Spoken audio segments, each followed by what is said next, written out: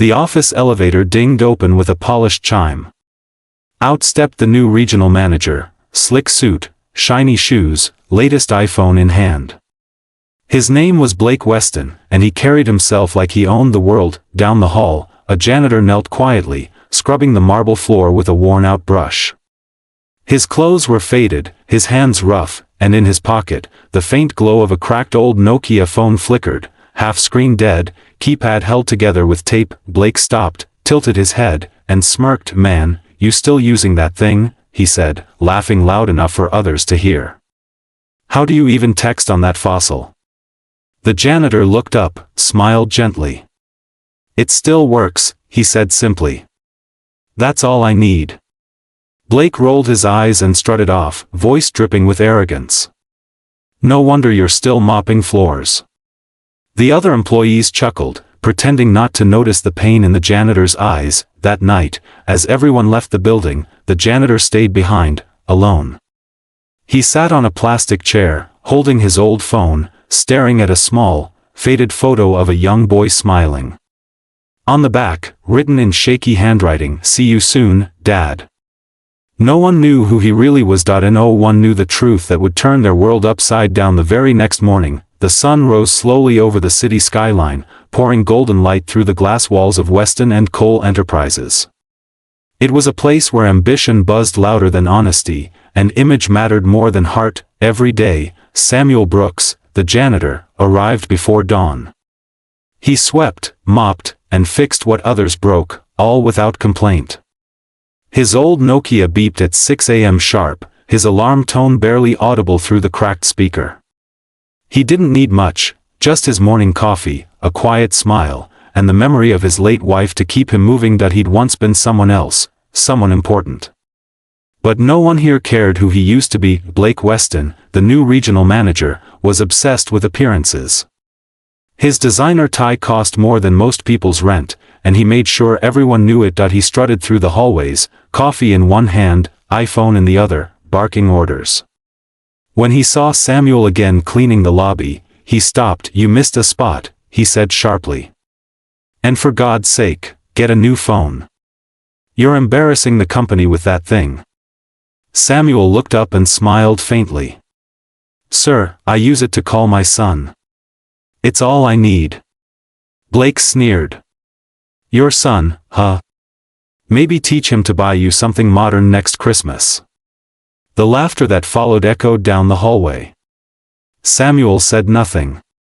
He picked up his mop and continued working, his silence louder than words. After everyone left, Samuel sat in the break room with a cup of tea. He pulled out his phone and dialed a number. No answer. He tried again. Still nothing. Finally, a soft voice came through. "Dad?" Samuel smiled. "Hey, buddy. You okay at school?" "Yeah," the boy replied. "They're teasing me again, because my shoes are old." Samuel's eyes softened. "You tell them your shoes help your dad walk every day. That's something they'll never understand." He hung up and stared at the phone, the tiny green light blinking like a heartbeat. The next morning, Blake called a meeting. "We're having a surprise inspection," he announced. "The CEO himself is visiting next week. I want this place spotless. And I don't want that janitor wandering around while he's here." A few employees nodded in agreement. They all looked down on Samuel, the man who always greeted them with kindness, who picked up after their messes without complaint. That afternoon, Samuel was mopping when Blake's coffee spilled across the marble floor. "Are you blind?" Blake shouted. "You ruined my shoes." "I'm sorry, sir," Samuel said quietly. "I didn't see." "Of course you didn't see. People like you never do." He snatched the mop from Samuel's hands and threw it against the wall. The office went silent. Samuel just bent down, picked up the broken handle, and said softly, "It's okay. I'll fix it." It was raining when the black SUV pulled up outside. Security stood straighter than ever.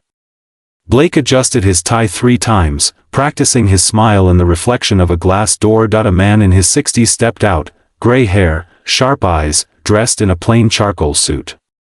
No security entourage, no flash. Just quiet authority, everyone whispered. That's him.